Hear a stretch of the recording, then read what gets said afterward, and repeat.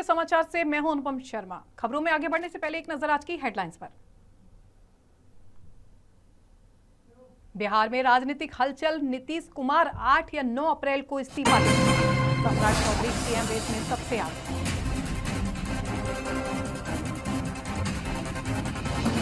PM Modi किसानों को 4 लाख करोड़ रुपए पीएम किसान निधि, एमएसपी और फसल बीमा से फायदा। राष्ट्रपति द्रौपदी मुर्मू का बंगाल दौरा बदला, अब शनिवार को 1 दिवसीय दार्जिलिंग यात्रा। महाराष्ट्र में एंटी कन्वर्जन बिल पर बवाल, कांग्रेस ने सरकार पर साधा निशाना, संविधान उल्लंघन पर कड़ा विरोध का ऐलान। सम्राट चौधरी ने नंदकिशोर यादव को नागालैंड का राज्यपाल बनाए जाने पर खुशी जताई, केंद्रीय नेतृत्व का किया धन्यवाद। खबरें विस्तार से। बिहार की राजनीति में बड़ी हलचल देखने को मिल रही है। सूत्रों के मुताबिक मुख्यमंत्री नीतीश कुमार 8 या 9 अप्रैल को अपने पद से इस्तीफा देने वाले हैं। यह फैसला उनके लंबे राजनीतिक करियर और हालिया रणनीतिक कूटनीति का हिस्सा माना जा रहा है। नए मुख्यमंत्री का नाम अभी आधिकारिक तौर पर फिलहाल सामने नहीं आया है, लेकिन चर्चा है कि सम्राट चौधरी इस पद की दौड़ में सबसे आगे हैं। इन सब पर पूरी जानकारी के लिए हमारे साथ जुड़ चुके हैं एसके राजीव जी, जो हमें पूरी इसके बारे में अपडेट देंगे। जी राजीव।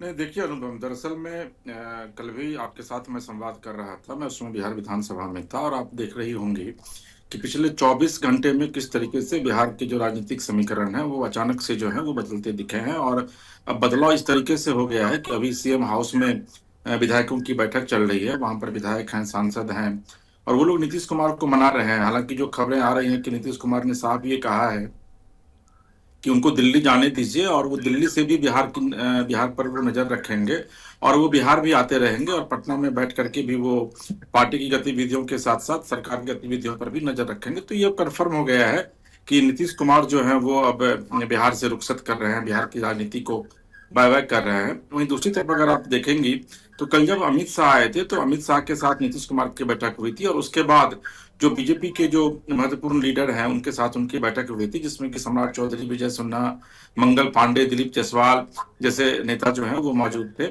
लेकिन कल ये फाइनल नहीं हो पाया कि बीजेपी का चेहरा कौन होगा, क्योंकि अमित शाह ने हालांकि मीडिया से बात नहीं की थी, लेकिन उन्होंने नीतीश कुमार के प्रति बहुत ही निष्ठा जताई थी और यह कहा था कि नीतीश कुमार काफी सीनियर लीडर हैं और एक ऐसे नेता हैं जिनके दामन पर आज तक कोई भी दाग नहीं लगा। 20 साल तक मुख्यमंत्री रहने के बाद, लगभग 7-8 साल केंद्र में मंत्री रहने के बावजूद अगर किसी व्यक्ति के दामन पर दाग नहीं लगता है तो ये बड़ी बात मानी जाती है। उन्होंने यह भी कहा था कि देखिए भाई, नीतीश जी का जो कुर्ता है वो आज भी पूरी तरीके से व्हाइट है।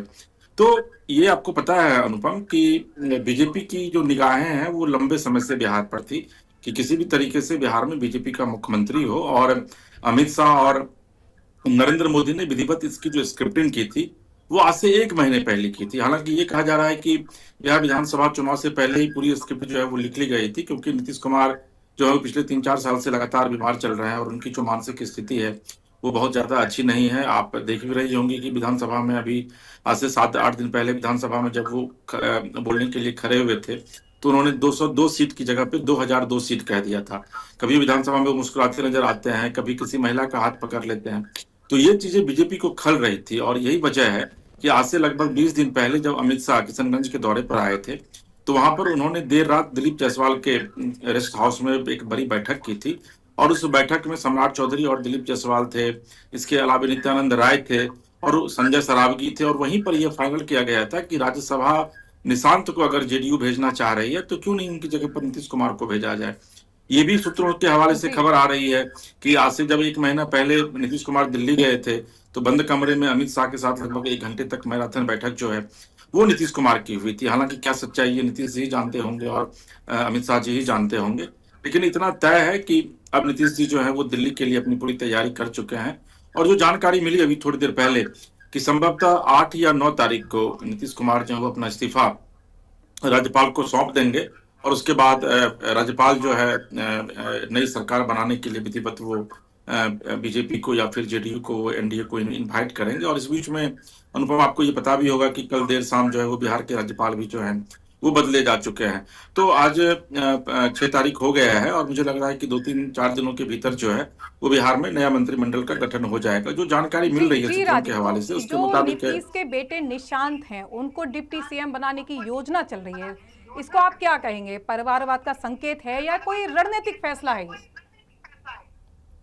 नहीं देखिए अनुपम, दरअसल में नीतीश कुमार समाजवाद के प्रणेता के तौर पर जो है वो उभर कर बिहार में सामने आए थे। आप देख लीजिए कि कहा भी है आदर्श जो है वो राम मनोहर लोहिया है, मेरे आदर्श जो है वो जयप्रकाश है, मेरे आदर्श जो है वो अटल बिहारी वाजपेयी जी हैं जिनके कदमों पर मैं चलता हूँ। उन्होंने सेवरल टाइम्स उन्होंने कहा है कि अटल बिहारी वाजपेयी की वजह से ही वो बीजेपी में गए थे और अभी भी बीजेपी में जो है वो हैं।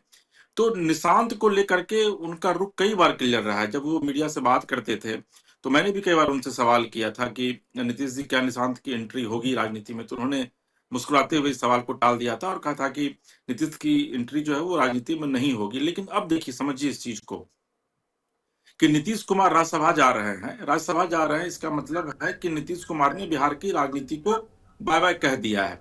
तो एक जो ये आरोप लगातार नीतीश कुमार पर लगने वाला था कि नीतीश कुमार अपने बेटे को भी राजनीति में ले आएंगे क्योंकि वो समाजवादी पक्षधर रहे हैं, समाजवाद जी के पक्षधर विवेक जी, रहे क्योंकि हैं बंद और खाने से उन्होंने। लगातार ये अफवाहें आ रही हैं कि परिवारवाद का संकेत ही मिल रहा है कि उन नीतीश के जो बेटे निशांत हैं उनको ही डिप्टी सीएम बनाने की योजना चल रही है। बंद खाने से ये खबरें लगातार आ ही रही हैं, विपक्ष भी लगातार यही चीज बोलते आ रहा है। नहीं देखिए, मैं वही बता रहा था आपको अनुपम कि नीतीश कुमार लगातार ये कह रहे थे कि भाई लालू प्रसाद यादव हो या रामविलास पासवान हो। जी आप देखी होंगी कि चिराग पासवान जो है वो लालू नीतीश कुमार का काफी विरोध कर रहे थे। विरोध की वजह यही थी क्योंकि उन्होंने कई बार यह कहा कि भाई मैं उन नेताओं में से नहीं हूं जो अपने बाल बच्चों को, अपने परिवार के लोगों को राजनीति में लाऊं और उन्हें आगे बढ़ाऊं। और आप देखिए कि नीतीश कुमार का जो 40-50 साल का जो सार्वजनिक जीवन है, इसमें उन्होंने कभी अपने परिवार के लोगों के का न तो इंटरफेरेंस होने दिया और न ही अपने परिवार के लोगों को साथ लाए। लेकिन अब जो स्थितियां बन रही हैं उसके मुताबिक अब नीतीश कुमार पूरी तरीके से राज्यसभा जा रहे हैं, यानी कि बिहार की राजनीति से वो दूर जा रहे हैं। दूसरी जो महत्वपूर्ण बात है अनुपम कि नीतीश कुमार की जो मानसिक स्थिति है, जो मन स्थिति है, वो पूरी तरीके से ठीक नहीं है। और देखिए ये जो राज्यसभा जाने का फैसला है वो बीजेपी ने इसी वजह से लिया है क्योंकि उनको पता है कि नीतीश कुमार अगर अब सत्ता में रहते हैं और अगर सत्ता को वो संभालते मुख्यमंत्री के तौर पर, तो निश्चित तौर पर काफी छीछा लेदर होता। और जो विपक्ष है, आज कल तेजस्वी यादव कह रहे थे कि भाई देखिए बीजेपी ने हाईजैक कर लिया है, वही विपक्ष कल तक नीतीश कुमार पर आरोप लगा रहा था, कह रहा जी था कि भाई इनको डेमेंसिया हो गया है, नीतीश कुमार जो है वो औरत के साथ दुर्व्यवहार करते हैं, औरत के विषय में गलत बोलते हैं, कुछ से कुछ बोलने लगते हैं। लेकिन वही विपक्ष देखिए कि कल किस तरीके से ये कह रहा था कि नहीं भाई बीजेपी ने हाईजैक कर लिया है। दूसरी बात है कि निशांत की राजनीति में पूरी तरीके से एंट्री हो रही है, ये कंफर्म खबर है।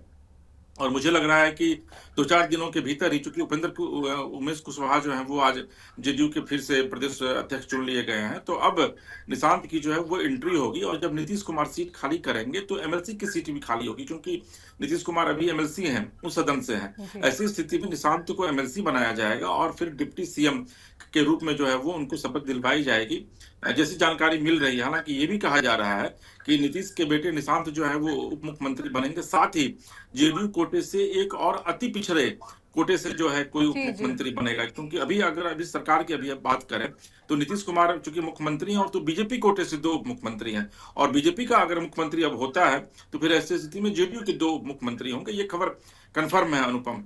दूसरी जो एक महत्वपूर्ण जानकारी आज मिल रही है कि ललन सिंह का आपसे थोड़ी देर पहले एक बयान आया है और ललन सिंह ने यह कहा कि भाई नीतीश कुमार के ऊपर जो लगातार, चाहे वो कांग्रेस हो या फिर आरजेडी हो या फिर जो विपक्ष है, महागठबंधन है, वो ये बातें कह रहा है कि भाई बीजेपी ने ओवरटेक कर लिया है पूरी जेडीयू को और नीतीश कुमार जो है वो बीजेपी के इशारे पर चल रहे हैं। तो मैं उन लोगों को यह क्लियर कर दूं कि नीतीश कुमार एकमात्र ऐसे नेता हैं जो सिर्फ अपने मन के अनुसार चलते हैं, यानी कि उनको जो दिल में लगता है कि ये चीजें ठीक है वो सिर्फ वही काम करते हैं और लंबे समय से। यही वजह है कि उनको जब लगा कि नहीं भाई मुझे अब बीजेपी के साथ नहीं रहना है तो वो आरजेडी के साथ चले गए। उनको जब लगा कि नहीं भाई आरजेडी में भ्रष्टाचार अभी भी है तो फिर वो बीजेपी के साथ चले आए। तो ये आरोप लगाना कि बीजेपी जो है उसने हाईजैक कर लिया, क्योंकि आपको मैं बताऊं अनुपम कि आज नरेंद्र मोदी के पोस्टर पर पटना में जो है अभी जानकारी मिली है कि वो कालिख पोत दिया गया, और वो कालिख और किसी ने नहीं बल्कि जेडीयू के वर्कर ने पोता है। मैं आज पूरे दिन जेडीयू कार्यालय में मौजूद था, वहां पर जबरदस्त हंगामा हो रहा था, लोग पोस्टकार्ड लिख रहे थे नीतीश कुमार को, नरेंद्र मोदी को। कई जो महिलाएं थी वहां पर वो रो रही थी, कई जो बड़े नेता हैं वो वहां पर रो रहे थे कि नीतीश जी आप मत जाइए। लेकिन चूंकि अब नीतीश जी ने मूड बना लिया है लिहाजा वो राज्यसभा जा रहे हैं और मुझे लग रहा है कि 2 से 4 दिनों के भीतर जो है वो बिहार को नया चेहरा मिल जाएगा मुख्यमंत्री के तौर पर और बिहार में नई सरकार का गठन भी हो जाएगा। जी जी अनुपम। जी राजीव, चर्चा ये भी है कि सम्राट चौधरी के नाम पर भी चर्चा हो रही है। क्या पार्टी के अंदर विरोधी भी उनके समर्थन में है या चुनौती सामने आ सकती है इसको लेकर? जी राजीव। जी, देखिए अनुपम, दरअसल में ये जो पूरा मामला है ना कि बीजेपी के विषय में आपको भी पता है कि आप जर्नलिस्ट हैं कि बीजेपी चौंकाने वाली निर्णय लेती है। बीजेपी कब क्या निर्णय लेगी ये किसी को नहीं पता। अभी देखिए आप, कुछ दिन पहले मध्य प्रदेश में जो चुनाव हुआ तो शिवराज सिंह चौहान जैसे बड़े नेता को जी बीजेपी ने साइड लाइन कर दिया और मोहन यादव को उन्होंने प्रोजेक्ट करके सामने वो ले आए। राजस्थान में देख लीजिए आप, पहली बार जो व्यक्ति चुनाव जीत करके आया अचानक उनको मुख्यमंत्री बना दिया जाता है। हरियाणा के को आप देख लीजिए। तो इस तरह के कई ऐसे उदाहरण, अभी आप दिल्ली को भी देख लीजिए, रेखा गुप्ता को किस तरीके से उनको जी सामने लाया गया। तो बीजेपी हमेशा से चौंकाने के लिए जानी जाती रही है और बीजेपी के साथ एक विशेषता ये भी है कि जिस व्यक्ति का नाम बहुत ज्यादा सामने आता है उसको मुख्यमंत्री कभी नहीं बनाती है। और आप देखिए कि बीजेपी शासित जितने भी राज्य हैं उन तमाम राज्यों के जो मुख्यमंत्री हैं वो संघ से जुड़े हुए रहे हैं। तो सम्राट चौधरी का जो बैकग्राउंड है वो संघ का नहीं है। वो पहले आरजेडी में थे, फिर वो जेडीयू में आए, फिर वो जेडीयू से बीजेपी में आ गए। तो उनकी जो स्थिति रही है वो लगातार, आप एक पेंडुलम शब्द यूज इस्तेमाल कर सकती हैं कि वो पेंडुलम की, घड़ी के पेंडुलम की तरह वो डोलते रहते हैं, कभी इधर कभी उधर। यही वजह है कि सम्राट चौधरी पर मुझे नहीं लगता है कि बीजेपी बहुत ज्यादा निष्ठा जताएगी, क्योंकि ऑलरेडी उनके पास होम डिपार्टमेंट है।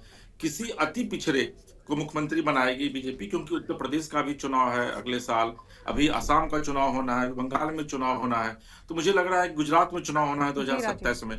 तो किसी अति पिछड़े पर बीजेपी दांव लगाएगी और उसमें कई नाम जो है वो भी सामने आ रहे हैं। क्योंकि सम्राट चौधरी को मुख्यमंत्री बनाना, हालांकि अभी देखिए एक जानकारी ये भी मिली है अनुपम कि नीतीश कुमार के पाले में भी ये गेंद डाला जा रहा है और अरविंद सिंह ने कहा भी है कि नीतीश कुमार जिसको चाहेंगे उसी को मुख्यमंत्री बनाएंगे और वही मुख्यमंत्री बनेगा, भले ही वो बीजेपी से ही क्यों नहीं हो। तो ये भी, तो ऐसी स्थिति में तो सम्राट चौधरी नीतीश कुमार के काफी करीबी माने जाते हैं, तो फिर हो सकता है कि सम्राट चौधरी जो है वो मुख्यमंत्री बन जाए। लेकिन जहां तक मेरा अपना जो जर्नलिज्म का जो मेरा अपना एक एक्सपीरियंस है बिहार में, मैं चूंकि सम्राट चौधरी को भी व्यक्तिगत मैं जानता हूँ, वो मुझे व्यक्तिगत जानते हैं, कई बार मैंने उनका इंटरव्यू भी किया है। तो मुझे नहीं लगता है कि सम्राट चौधरी को बीजेपी जो है वो मुख्यमंत्री फिलहाल बनाने के मूड में है। कुछ अति पिछड़े चेहरे जो है उनका नाम सामने आ रहा है। इसके अलावा हो सकता है कि महिला, किसी अति पिछड़ी जाति के महिला को बिहार में जो है वो मुख्यमंत्री की कमान जो है वो दी जाए, क्योंकि राबड़ी देवी के बाद कोई मुख्यमंत्री, महिला मुख्यमंत्री बनी नहीं है और राबड़ी देवी के पहले भी बिहार में कोई महिला मुख्यमंत्री नहीं थी। तो ऐसी स्थिति में हो सकता है कि बीजेपी किसी महिला को मुख्यमंत्री बनाए और महिला पर दांव लगाए। जी अनुपम। जी, तो नीतीश कुमार के इस्तीफे के बाद बिहार में की जो आगामी विधानसभा चुनाव होगा उस पर क्या इस रणनीति का क्या असर पड़ेगा? क्या लग रहा है आपको ये देखकर? नहीं देखिए अनुपम, ये सवाल बड़ा थोड़ा हाइपोथेटिकल है, क्योंकि अभी तो चुनाव हुए 2 महीने हुए हैं। मुझे लग रहा है कि अभी लगभग 5 साल लेकिन का वक्त जो है जी इस जी चुनाव में बचा है। लेकिन एक सवाल निश्चित तौर पर आपका है कि आने वाले दिनों में जो लोकसभा चुनाव होगा 2029 में, उसमें इसका क्या असर पड़ेगा। मैं आपको बताऊं एक चीज अनुपम, कि बिहार में भारी विरोध है नीतीश कुमार के इस निर्णय का। जी, और क्योंकि चूंकि लोगों मैं कल ने से लगातार फील्ड में, नीतीश कुमार के चेहरे को देखकर वोट दिया और अचानक से ये स्थिति आ गई कि उनको इस्तीफा देना पड़ रहा है, तो जाहिर सी बात है कि लोगों के मन में ये प्रश्न उठेगा और आगे आने वाले चुनावों पर भी इसका असर देखने को मिलेगा। जी राजीव जी। नहीं, मैं वही आपसे कह रहा था कि देखिए इस बार चुनाव में जो स्लोगन था कि 2025 से 30 फिर से नीतीश, जी एक बार फिर से नीतीश से कुमार, ठीक है ना। तो आप इस तरह के स्लोगन का इस्तेमाल आप कर रहे हैं, तो आज वही जो उनके वर्कर्स थे जेडीयू के, जो बड़े नेता थे, वो भी अनौपचारिक बातचीत में वो बता रहे थे कि भाई राजीव जी आप यह बताइए कि जब 25 से 30 नीतीश जी के चेहरे पर जीत करके यहाँ पर लोग पहुंचे हैं और सरकार बनी है, तो फिर ऐसी स्थिति में नीतीश जी को राज्यसभा जाने की क्या आवश्यकता है। मैं बताऊं आपको कि एक वरिष्ठ नेता जिनके पास में बैठा हुआ था, वो अचानक मेरे से बात करते हुए फपक फपक कर रोने लगे। जी आप देखिए कि क्या निष्ठा है नीतीश कुमार के प्रति, और होनी भी चाहिए अनुपम। अगर आप बतौर एक जर्नलिस्ट, मैंने बिहार की राजनीति को काफी करीब से मैंने देखा है।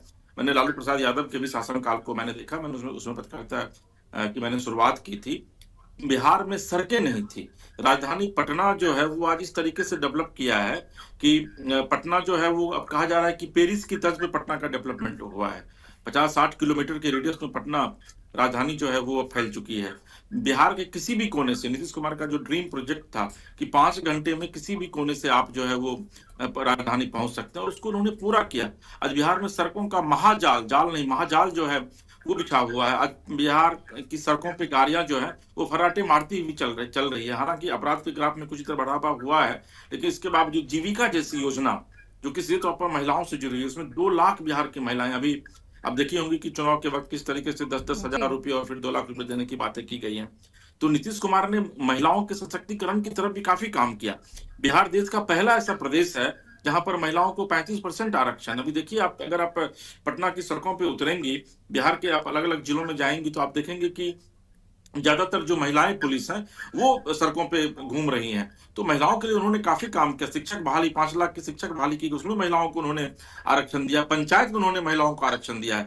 तो नीतीश कुमार तो काम करने के लिए निश्चित तौर पर जाने जाते रहे। और जो सबसे महत्वपूर्ण बात है अनुपम, कि जब नीतीश कुमार 2005 में उन्होंने सत्ता की बागडोर अपने हाथ में ली थी, उस समय बिहार का जो बजट था वो मात्र 26,000 करोड़ का था। और आज जो बजट है जो इस बार पेश हुआ है आज से 10 दिन पहले विधानसभा में, वो 3,47,000 करोड़ का बजट है।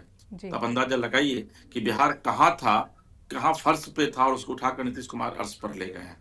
तो जाहिर है कि जो लोग हैं उनकी संवेदनाएं उनके साथ है। और यही वजह भी है कि पिछले 20 साल से लगातार कोई व्यक्ति मुख्यमंत्री रहा, और 10वीं बार इस बार वो मुख्यमंत्री बने थे। जब 2000 में वो पहली बार मुख्यमंत्री बने थे तो मात्र 7 दिनों के लिए बने थे, और उसके बाद जब 2005 में उन्होंने ओथ ली थी तो उस समय से लेकर के आज तक तो एक लंबा राजनीतिक सफर जो रहा है, एक लंबा राजनीतिक अनुभव जो है वो नीतीश कुमार के साथ रहा है। तो जाहिर है जो उनके कार्यकर्ता हैं, जो उनके वोटर हैं, और ये चीज बीजेपी को भी पता है अनुपम कि नीतीश कुमार के बगैर बीजेपी चल नहीं सकती है। भले ही नीतीश कुमार मुख्यमंत्री नहीं हो, बीजेपी का मुख्यमंत्री हो, लेकिन ये यथार्थ सत्य है बिहार की राजनीति का कि बिहार की राजनीति में आज की तारीख में भी नरेंद्र मोदी और अमित शाह उतने प्रासंगिक नहीं है जितने नीतीश कुमार हैं। यही वजह है कि चाहे लाख कुछ भी हो जाए, नरेंद्र मोदी के खिलाफ नीतीश कुमार ने कई बार ऐसी बातें कही जो काफी अटपटी थी। आपको याद होना चाहिए, क्योंकि आप पढ़ी होंगी कि 2010 में जब बिहार में भोज किया गया था बीजेपी के लिए, उसमें तमाम बड़े नेता आए थे। उसमें नरेंद्र मोदी के साथ डिनर टेबल पर यही नीतीश कुमार जिन्होंने भोज को कैंसिल कर दिया था। यही वो नीतीश कुमार हैं जो 2014 में जब नरेंद्र मोदी को प्रधानमंत्री के तौर पर राजनाथ सिंह उस समय अध्यक्ष हुआ करते थे, उन्होंने जब पेश किया था तो यही नीतीश कुमार है, उन्होंने एनडीए के साथ अपना संबंध तोड़ लिया था और फिर वो जाकर के लोकसभा का चुनाव अकेले लड़े थे। हालांकि बहुत करारी शिकस्त का सामना उनको करना पड़ा था। तो ऐसा नहीं है कि नीतीश कुमार की भूमिका जो है वो घट जाएगी, मुख्यमंत्री वो नहीं रहेंगे, तो भूमिका उनकी उतनी ही रहेगी। और ये चीज बीजेपी को भी पता है कि बीजेपी अगर नीतीश कुमार का साथ नहीं लेगी या नीतीश कुमार को बाय बाय करेगी तो फिर बीजेपी बिहार जैसे प्रदेश में, जहां की आबादी 14 करोड़ है और कहा यह जाता है कि दिल्ली का रास्ता जो है वो बिहार और उत्तर प्रदेश होकर के ही गुजरता है, मुझे लगता है कि बीजेपी फिर बैकफुट पे आएगी। यही वजह है कि बीजेपी नीतीश कुमार को साथ लेकर चल रही है। राजीव जी, खबर ये भी आई थी कि शाम 5 बजे कुछ मीटिंग होने वाली थी, उसके बारे में कुछ जानकारी मिल पाई है क्या कि उस मीटिंग में कौन कौन शामिल रहा, किन किन मुद्दों को लेकर बातचीत हुई है?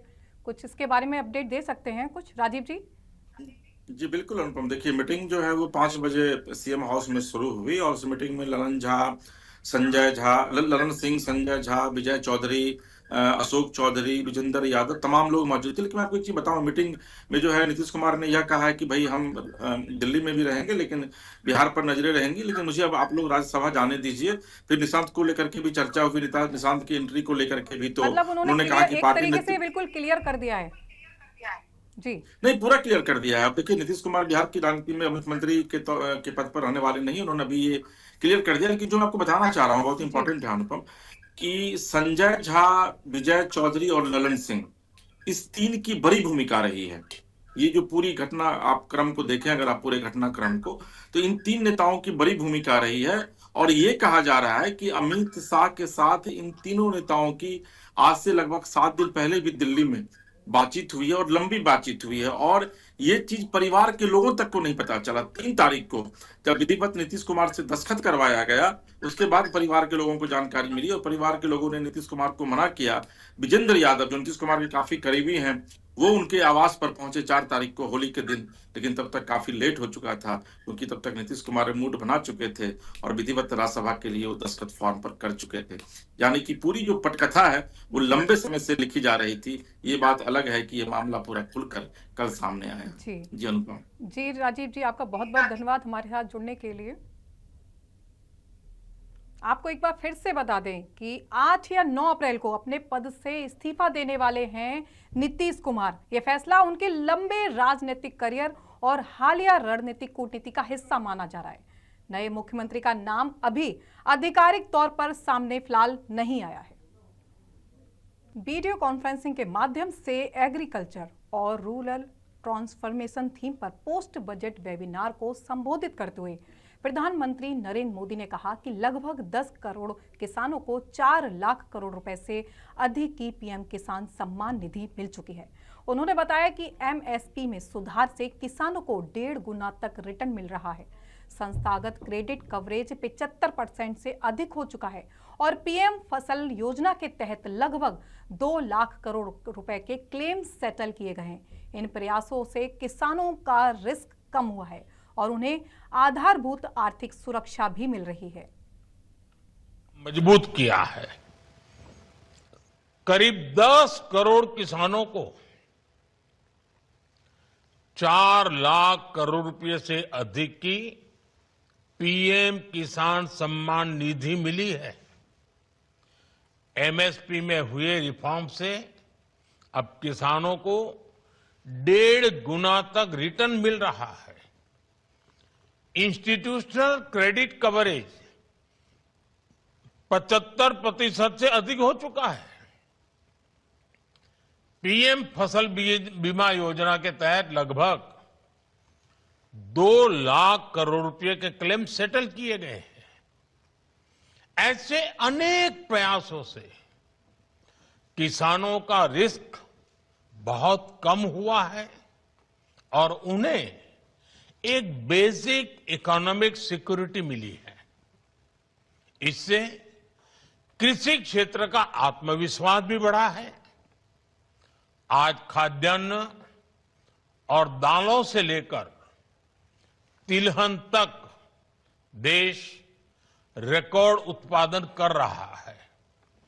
लेकिन अब जब 21वीं सदी का दूसरा क्वार्टर शुरू हो चुका है, 25 साल बीत चुके हैं, तब कृषि क्षेत्र को नई ऊर्जा से भरना भी उतना ही आवश्यक है। द्रौपदी मुर्मू के बंगाल दौरे कार्यक्रम में बदलाव किया गया है। अब राष्ट्रपति मुर्मू शनिवार को 1 दिवसीय दौरे पर दार्जिलिंग जाएंगे। इस संबंध में एक आधिकारिक प्रेस विज्ञप्ति में जानकारी दी गई। पहले तय कार्यक्रम के अनुसार राष्ट्रपति को 2 दिवसीय दौरे पर शुक्रवार को दार्जिलिंग के लिए रवाना होना था। हालांकि पश्चिम बंगाल के राज्यपाल सीबी आनंदा बोस के बृहस्पतिवार को अचानक इस्तीफा देने के बाद उनके यात्रा कार्यक्रम में संशोधन किया गया है। नए कार्यक्रम के अनुसार राष्ट्रपति शनिवार को दार्जिलिंग पहुंचेंगी और निर्धारित कार्यक्रमों में हिस्सा लेने के बाद उसी दिन वापस लौटेंगी। प्रशासनिक सूत्रों के मुताबिक सुरक्षा और प्रोटोकॉल से जुड़े कारणों को ध्यान में रखते हुए दौरे की अवधि को घटाकर 1 दिन कर दिया गया है। महाराष्ट्र में प्रस्तावित एंटी कन्वर्जन कानून को लेकर सियासत तेज हो गई है। कांग्रेस नेता और पूर्व मंत्री असलम शेख ने राज्य की महायुति सरकार पर तीखा हमला बोला है। असलम शेख का कहना है कि राज्य सरकार अपनी विफलताओं को छिपाने के लिए इस तरह का बिल लेकर आ रही है। उन्होंने कहा कि सरकार से उम्मीद थी कि वह किसानों के हित में ठोस कानून लेकर आएगी, लेकिन अपनी नाकामी छिपाने के लिए एंटी कन्वर्जन जैसे मुद्दे सामने ला रही है। असलम शेख ने साफ कहा कि अगर यह कानून संविधान के दायरे से बाहर होगा तो कांग्रेस इसका कड़ा विरोध करेगा। साथ ही असलम शेख ने हाल ही में एटीएस की कार्रवाई पर भी प्रतिक्रिया देते हुए कहा कि जहां भी देश और समाज विरोधी गतिविधियां होंगी वहां कार्रवाई जरूर होनी चाहिए, लेकिन अगर कोई बेगुनाह है और जांच उसके खिलाफ कुछ सामने नहीं आता तो उसे बेवजह परेशान नहीं किया जाना चाहिए।